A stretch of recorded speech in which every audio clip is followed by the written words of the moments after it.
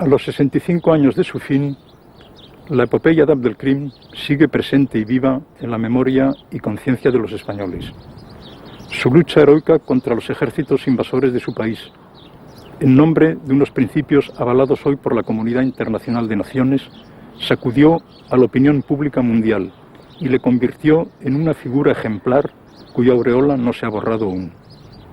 Sus enemigos, Franco, Mola, Sanjurjo, Yagüe, Millán Astray, Muñoz Grandes, forjaron precisamente en Marruecos el funesto plan de salvación de España que debía arruinar nuestras instituciones democráticas tras extender a la totalidad de la península los mismos métodos represivos experimentados con éxito en el Rif.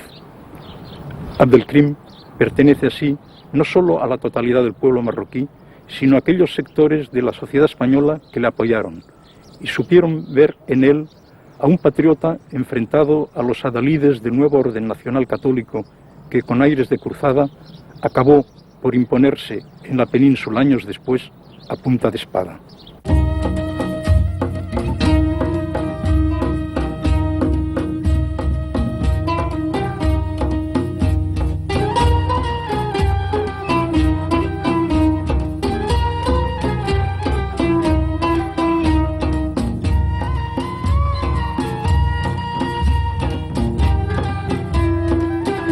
La situación periférica, o por mejor decir marginal, de España con respecto a los centros motores del imperialismo europeo podría habernos evitado cometer, en buena lógica, la tropelía histórica de las grandes potencias cuando procedieron a repartirse con un tiramillas el continente africano como si se tratara de un pastel.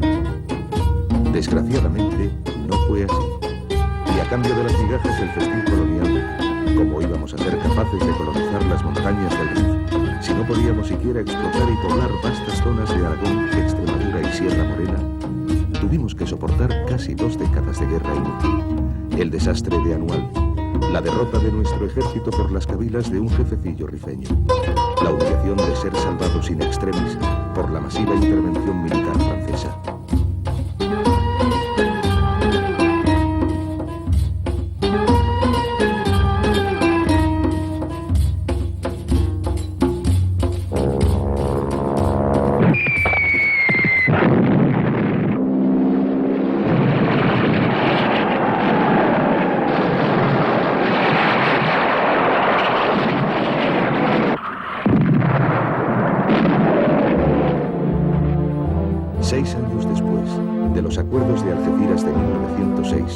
Que otorgaban a Francia y España competencias de orden político y fiscal en el imperio gericiano, Francia estableció, en virtud de un tratado con el sultán, su régimen de protectorado sobre la casi totalidad de Marruecos. Conforme al convenio hispano-francés de noviembre de 1912, nos fueron atribuidos unos 20.000 kilómetros cuadrados de zonas, en su mayor parte montañosas e improductivas, esto es, el 5% del territorio nacional marroquí.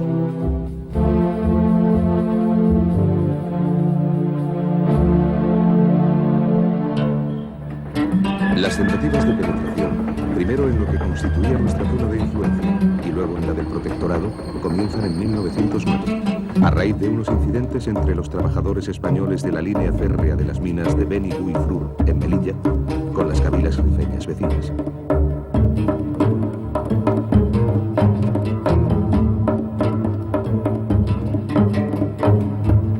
Pese a la propaganda militar africanista, con ecos de la cruzada de Trim y O'Donnell, acerca de la supuesta vileza y ruindad de los rifeños, con quienes no era posible andar con contemplaciones, a la invocación de los derechos históricos y la obligación secular de europeizar África, y a aseveraciones como «El Rif será absolutamente nuestro cuando hayamos convertido en cenizas las hogueras llameantes de la fiera y primitiva alma berberisca», el impopular sistema de quintas, que eximía a los hijos de los ricos, mediante pago, de la obligación de ir a la guerra, mientras enviaba a los de los obreros y campesinos a lo que pronto sería un matadero, desencadenó una violenta oposición de los socialistas.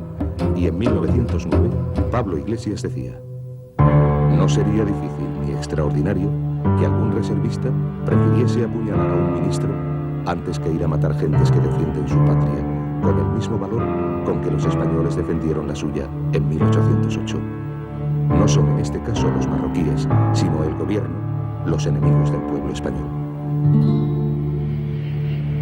Mientras el ejército sufría el descalabro del Barranco del Lobo, al pie del monte Gurugú, las manifestaciones populares contra la guerra producían el estallido de la Semana Trágica barcelonesa y el fusilamiento del pensador anarquista Francisco Ferrer Guardia. El encarnizamiento de la lucha y resistencia obstinada de los rifeños inducían a la opinión pública a plantear algunas preguntas difíciles de contestar. ¿Por qué han de ser los moros salvajes cuando atacan nuestras posiciones y hemos de ser nosotros heroicos cuando invadimos sus aduares y nos traemos como trofeo un centenar de cabezas chorreando sangre? Como observaba acertadamente Julián Besteiro, situando el problema en marco más vasto, Europa, con su política colonial, realiza tremendos crímenes. Cuando un pueblo pequeño, débil y atrasado, quiere levantarse de su postración, Europa no se lo permite. En 1911, el jerife rifeño Mohamed Amecián predica el yihad contra los invasores cuando estos avanzan en dirección al río Kent. No obstante, la ocupación española de Larache y Alcazarquivir, en concurrencia y a remolque de la entrada de los franceses en Fez, Mequinet y Rabat, se lleva a cabo sin resistencia. Amecián muere en el combate en 1912 y un año después, establecido ya el régimen de protectorado, España se apodera de Tetuán.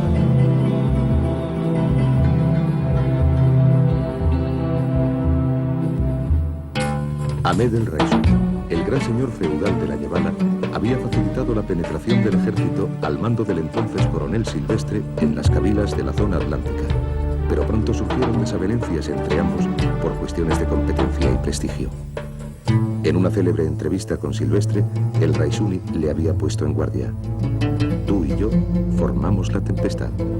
Tú eres el viento furioso, yo el mar tranquilo. Tú llegas y soplas irritado, y me agito, me revuelvo, estallo en espuma. Ya tienes ahí la borrasca. Pero entre tú y yo hay una diferencia, que yo, como el mar, jamás me salgo de mi sitio, y tú, como el viento, jamás estás en el tuyo».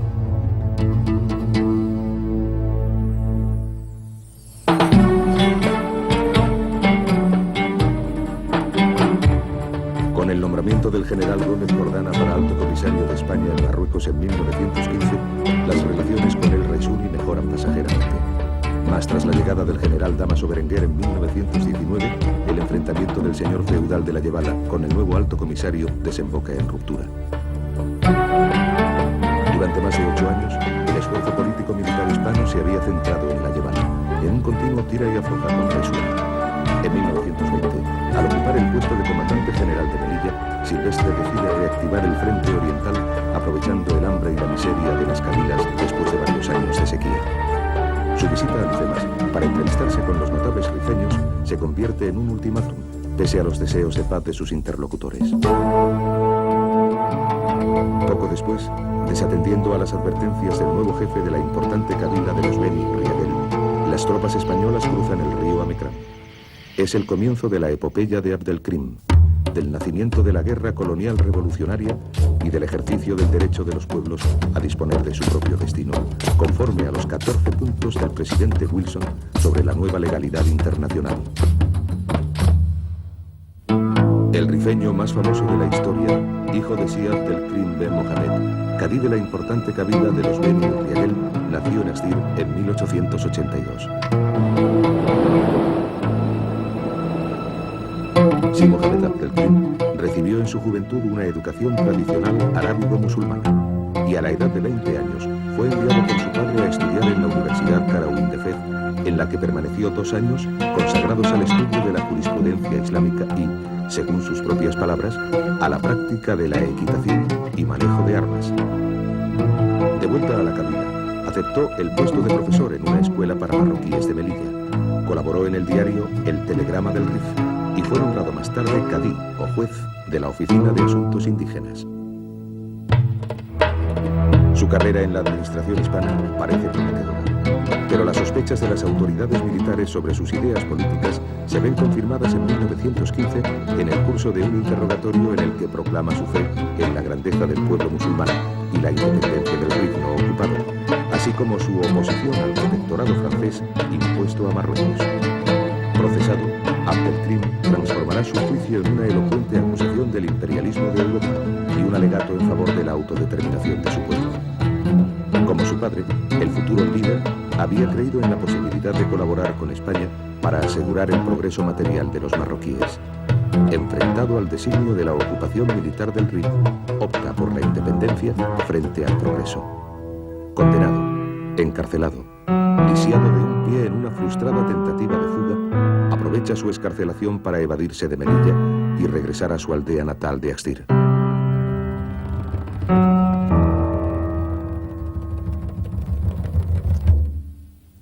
En 1920, a la muerte de su padre, es reconocido como jefe del movimiento de resistencia por la mayoría de las cabilas de su país.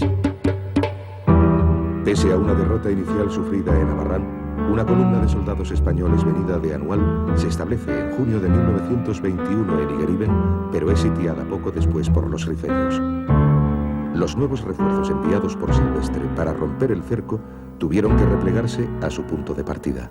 Las tropas asediadas, agotadas sus reservas de armas y víveres, intentaron una salida desesperada que concluyó en la exterminio. Solo 11 hombres pudieron alcanzar el puesto de mando del ejército en Anual. Ante la ofensiva general de los rifeños, los 4.000 defensores de la plaza, presa del pánico, se retiraron en medio de un gran desorden y, abrumado con la responsabilidad de la catástrofe, Silvestre se pegó un tiro.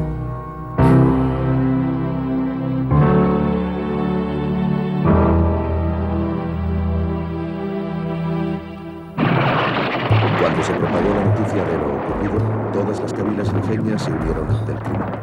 El general Navarro reunió a las tropas en desbandada en Monte Arruit. Pero el avance de Abdelkrim es imparable.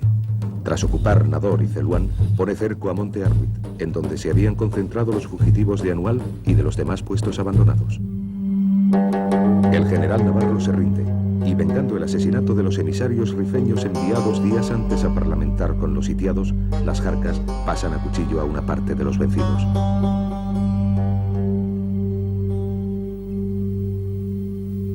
Junto a centenares de presos, Abdelkrim ha capturado 100 y pico de cañones, 300 ametralladoras, miles de fusiles, así como camiones, coches y material de transmisiones con los que modernizará sus Jarcas. 3.000 rifeños mal armados han derrotado a un ejército colonial de 10.000 hombres. El Rif ha sido liberado y los colonialistas permanecen encerrados en su viejo bastión de Melilla.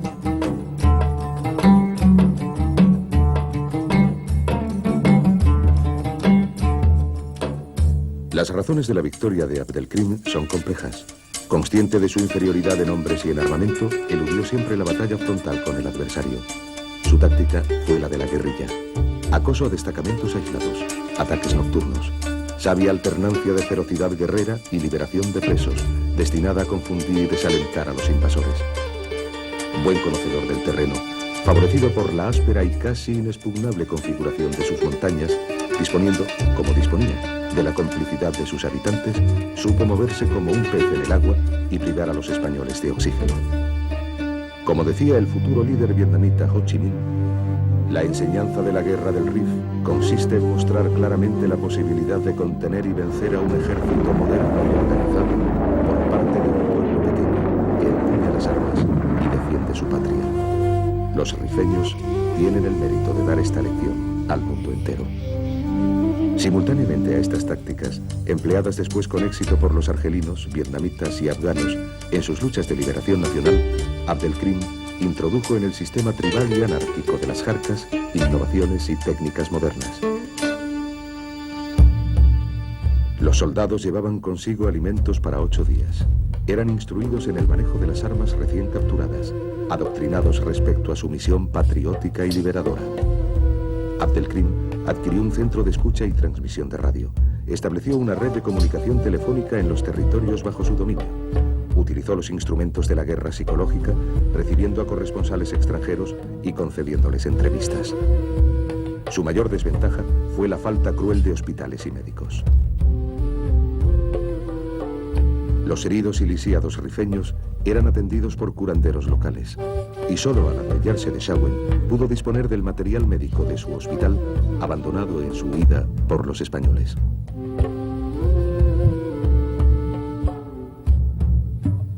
La estrategia revolucionaria de Abdelkrim no fue solo de orden militar, sino también social, administrativo y político. La asamblea que proclamó la independencia del Rif y su reconocimiento como amir de las cabilas estableció un marco jurídico constitucional basado en la participación de aquellas, con sus shiú y caibes de toda la zona liberada. La sede del órgano supremo de gobierno en Axdir se llamaba Mahkama, y de él dependían otras 4 sedes de gobierno administrativo y militar, encargadas asimismo de la aplicación de la justicia conforme a la Sharia. El Estado rifeño estaba dotado de un poder ejecutivo ejercido por un consejo de ministros y de un poder legislativo, el de la Yemá. Abdelkrim suprimió la costumbre tribal de resolver los conflictos familiares mediante venganzas que diezmaban a la población de las cabilas. Hizo demoler las torrecillas o bastiones construidas junto a cada casa para disparar contra el clan enemigo. Prohibió el porte de armas con munición fuera de los campos de operación militar.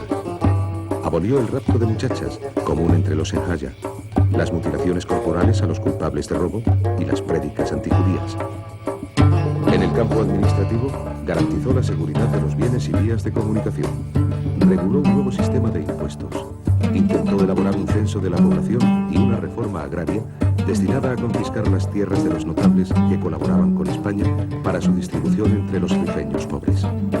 Su concepción jurídico-estatal aunaba así, como señala María Rosa de Madariaga, la tradición y la modernidad. El desastre de Anual conmovió profundamente a la sociedad española. Mientras las fuerzas democráticas, el PSOE, la CNT y el pequeño Partido Comunista acentuaban la presión popular contra la guerra, un núcleo de jefes y oficiales encabezados por Franco y Millán Astray impusieron a los sucesivos altos comisarios nombrados por el gobierno la intensificación de la lucha.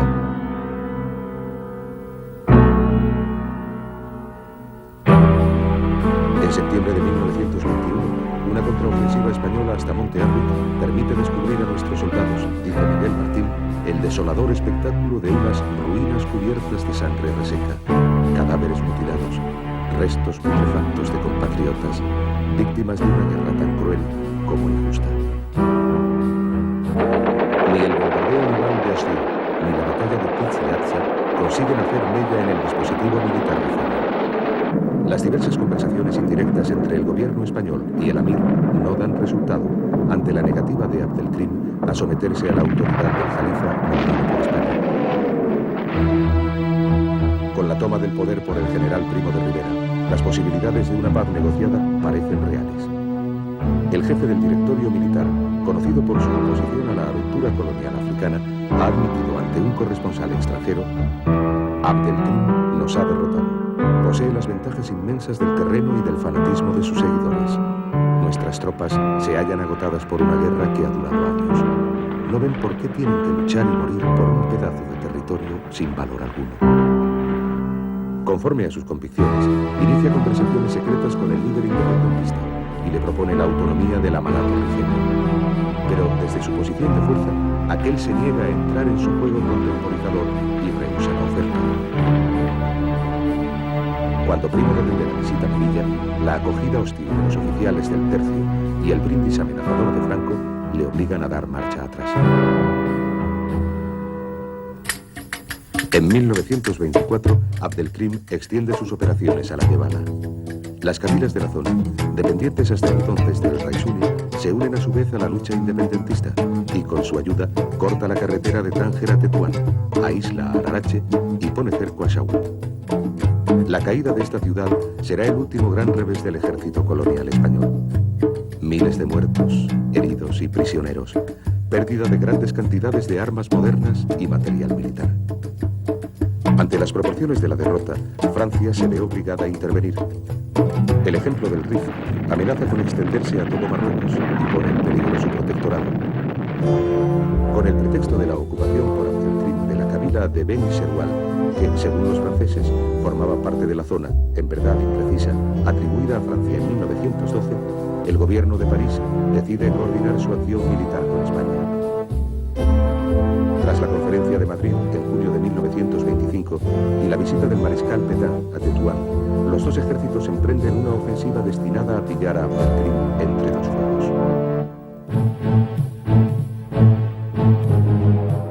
El desembarco victorioso en la bahía de Alhucemas el 8 de septiembre constituye el elemento decisivo en la última fase de la guerra.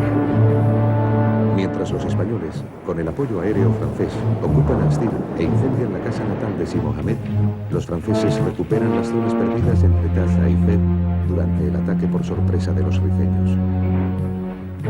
En otoño de 1925, los aliados han reunido un ejército de 280.000 hombres apoyados por tanques, una poderosa artillería y 44 escuadrillas de aviación.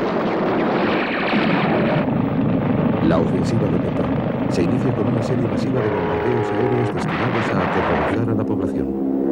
Según las propias fuentes militares francesas, la Escadrille Serafin realizaba un promedio de 410 misiones diarias. Las naciones civilizadas, dice con amargura el jefe Rifeño, vienen a civilizar con aviadores. Matan a seres indefensos y los matan impunemente. Literalmente anegado por dos ejércitos bien pertrechados, Abdelkrim tuvo que rendirse a los franceses el 27 de mayo de 1926 y fue desterrado a la isla de la Reunión, en donde permaneció 21 años hasta su evasión a Egipto y continuación de su lucha por otros medios en favor de un Magreb árabe.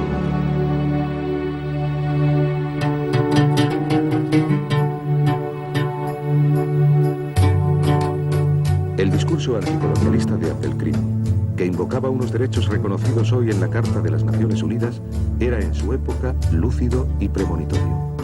En una carta abierta a las naciones civilizadas, el Amir del Rif escribía: ya es la hora de que Europa, que ha proclamado en el siglo XX su voluntad de defender la civilización y elevar a la humanidad, haga pasar estos nobles principios de la teoría a la práctica. De que se alce a defender a los humillados contra los agresores y de que sostenga, frente a los poderosos, el derecho de los débiles, cuyo sentido tradicional de dignidad no puede conducirles de no mediar un socorro exterior, sino a un final ineluctable, la autodestrucción.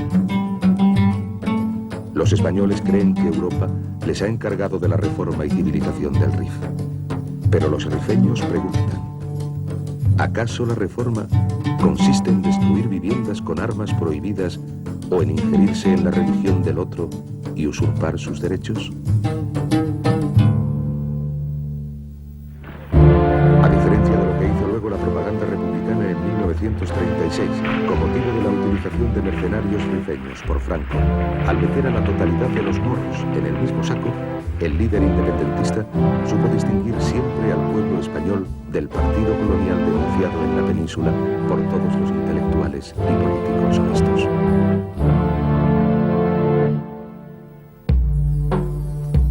Como podemos advertir hoy con la perspectiva del tiempo, la acción de Abdelkrim se inscribía en un triple marco: rifeño, marroquí y norteafricano.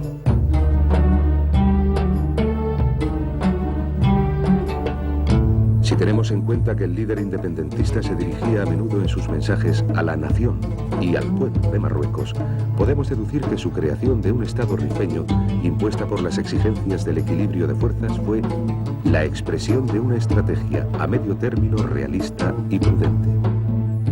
Como dice Abdel al-Laroui, dado que Abdelkrim no podía hablar ni tomar decisiones en nombre del sultán, prefirió, teniendo en cuenta las circunstancias, construir una república, asumir la responsabilidad de sus actos hasta el día en que Marruecos se liberara y devolviese el poder a su legítimo poseedor. Frente a la imagen trazada por sus enemigos de un caid local, predicador del yihad contra los infieles, Jacques Berck distingue en él a un auténtico jefe político que extendió sus ambiciones a una idea nacional e incluso al juego internacional. En plena guerra del Rif, había enviado en efecto mensajes a los hermanos de Argelia y Tunisia, y en 1947, anticipándose a la reciente unión de los 5 estados del Magreb, proclamada en Marrakech, creó en el Cairo un comité de liberación del Magreb, del que formaron parte Bourguiba, Alal el-Fassi y los líderes independentistas argelinos. En lo que toca a España, la guerra del Rif y derrota final de Abdelkrim tuvieron consecuencias desastrosas para el régimen democrático y sentaron las bases de una dictadura que se prolongará por espacio de 40 años. La creación del cuerpo de la Legión por Millán Astray y Franco, compuesto de voluntarios españoles y de otros países, a fin de vigilar y suplir al desánimo y falta de motivación de nuestros soldados, así como la aparición de una casta de jefes y oficiales africanistas que no tardarían en alzarse contra sus superiores, fueron producto de aquella guerra represiva y la experiencia amarga de sus humillaciones. Investidos de una mística nacionalista, al servicio de nuestros presuntos valores eternos, Franco, Sanjurjo, Millán Astray, Mola, Yagüe, Muñoz Grandes templaron su espíritu de lucha en Marruecos y prepararon desde allí su sangrienta salvación de España.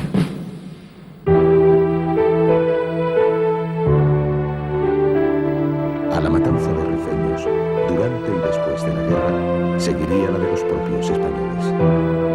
Ninguna ilustración mejor del axioma, conforme al cual no será jamás libre el pueblo que, por una u otra razón, consienta en oprimir y aplastar la libertad de otro pueblo.